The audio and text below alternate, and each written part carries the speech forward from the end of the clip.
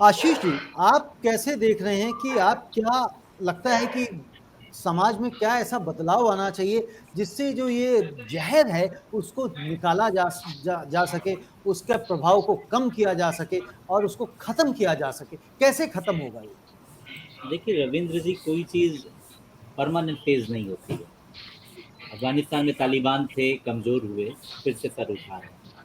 तो भारत देश एक बहुत बड़ा देश है, बहुत विचारों का देश है और तमाम डाइवर्सिटी है यहाँ पर। ये एक फेज़ है और इस फेज़ में आपने पहल की, तमाम दूसरे लोग पहल कर रहे हैं।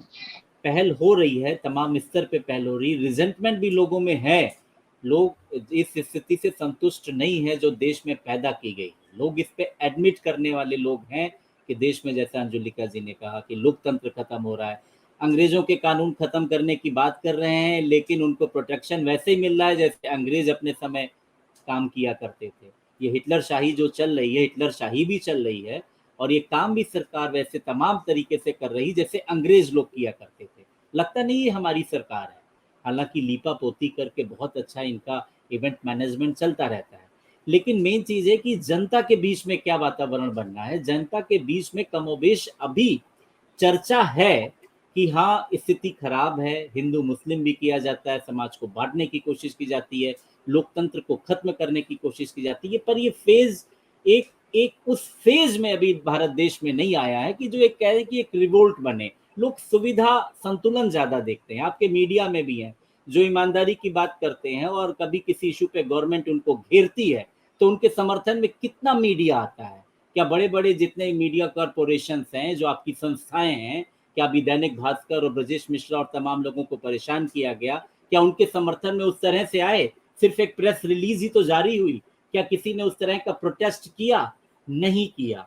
तो सुविधा संतुलन, अब ये पर्टिकुलर कोई एंकर, अब ये एंकर भी आजकल बीजेपी के प्रवक्ता बन जाते हैं, सरकार के प्रवक्ता बन जाते हैं, पर इसमें कोई पर्टिकुलर मीडिया मैन रिस्पॉन्सिबल नहीं है। बड़े बड़े कारपोरेट हैं, उनकी सेटिंग गवर्नमेंट से है, वो रिस्पॉन्सिबल हैं, वो जो गवर्नमेंट होती है उससे सेटिंग करते हैं।